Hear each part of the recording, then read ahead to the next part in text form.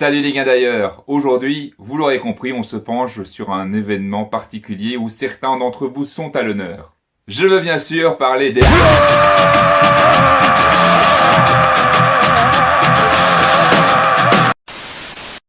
Là où l'année se termine avec le bal des busées, elle commence avec le bal des bleus.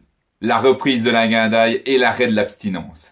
Le bal des bleus est l'événement folklorique qui ouvre l'année scolaire et accueille quelques milliers d'étudiants pour la première guindaille quelques semaines après la rentrée académique. Malgré le nom, cet événement n'est pas exclusivement réservé qu'aux bleus. En effet, autant les baptisés que les non baptisés peuvent prendre part à cet événement. De plus, et selon les villes, cet événement peut être organisé par des associations estudiantines qui n'ont rien à voir avec les bleusailles. Ceci soulève une question existentielle qui te taraude et t'empêche même de dormir la nuit. Pourquoi? Eh bien, mon ami de Biture, je m'en vais te révéler l'explication.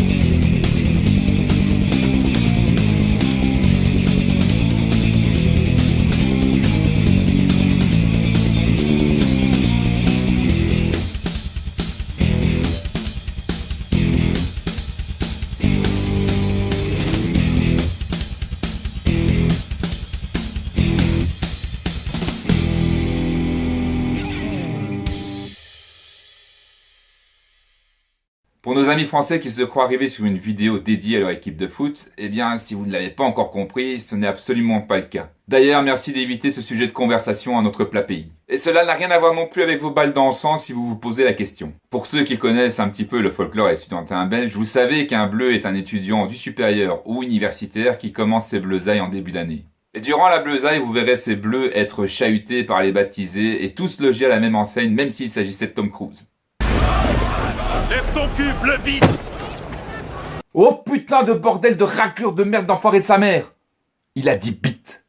Dans un film à gros budget? Mais quel exemple pour nos enfants! Enfin, mais non, c'est juste un nom. Il ne faut pas prendre ça de manière irrespectueuse. Ce n'est pas une façon de s'adresser à un officier.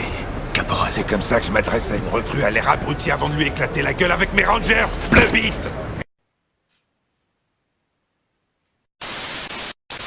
Pour qui ne connaît pas encore l'origine de cette expression, il est parfaitement légitime de se demander comment un débutant ou une nouvelle recrue a pu se faire appeler bleu et ce depuis 1840. Mais avant de lever ce voile, on peut préciser que le bit du mot bleu bit, qui est la version du bleu datant de 1835 dans certaines écoles militaires par exemple, ne semble pas être ce que beaucoup imagineraient facilement. En effet, selon Sellard et Ray dans leur dictionnaire du français non conventionnel, il pourrait s'agir d'une apocope qui proviendrait du mot bito qui désignait à l'origine un nouvel élève. Mot qui proviendrait du genevois bisto qui signifierait jeune apprenti. Et pour ceux que ça intéresse, le genevois se situe... En direct de la Savoie! Savoie ou bien? Non, Savoie pas!